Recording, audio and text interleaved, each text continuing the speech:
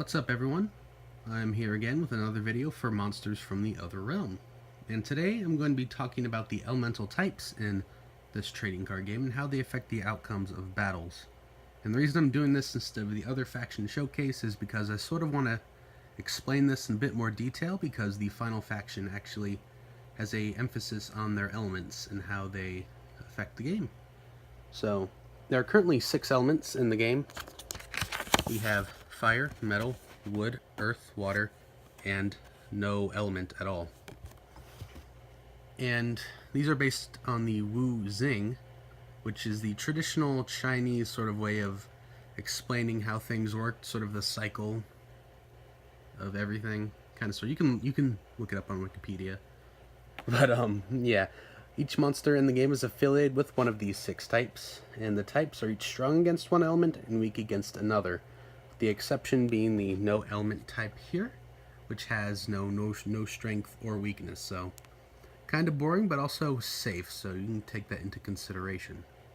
So basically, fire beats metal, metal beats wood, wood beats earth, earth beats water, and water beats fire.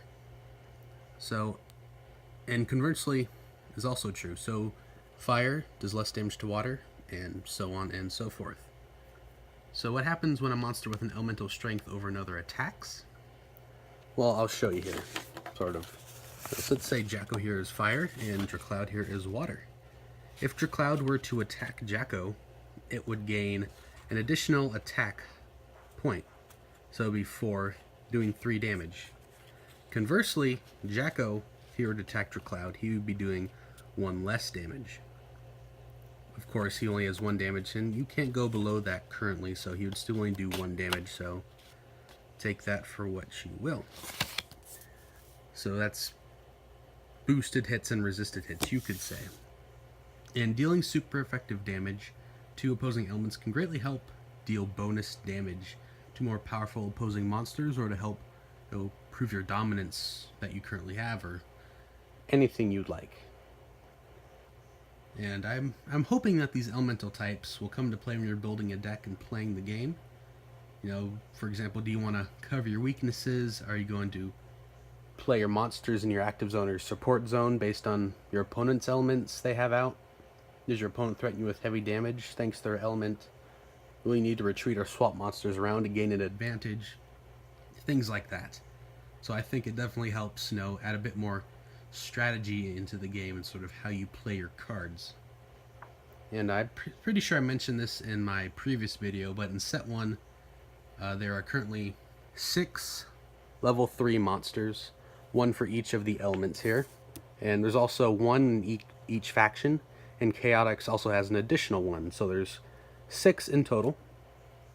And this is to hopefully create some sort of balance, because I didn't want, fire to have a bunch of level 3s and then metal to have none, or I hope you know what I mean by that.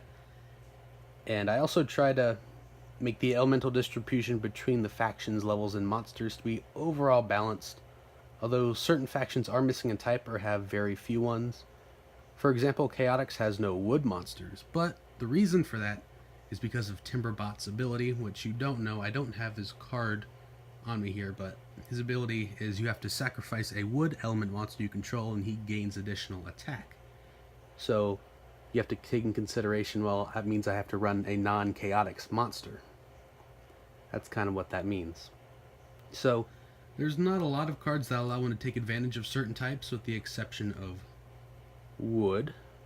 If set 2 ever comes, I'd like to encourage building around elements more viable. And what I mean by that is, if you remember the Caretakers faction showcase, there's quite a few that are like, if you have a wood monster in play, it gains additional attack, or things like that. And there's it's mostly for the wood element currently, which I feel is pretty strong, because it's weak against metal, but there's not a lot of metal monsters. In fact, that's the least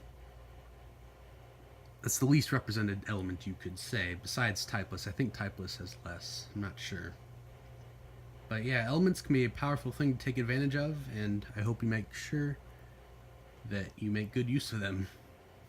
And I think that's everything I wanted to talk about here. Not a super long video, but I just wanted to sort of go over this in a bit more detail before the next faction showcase. So If you have any questions, please let me know in the comment section below. And if you want to see more, maybe you leave a like.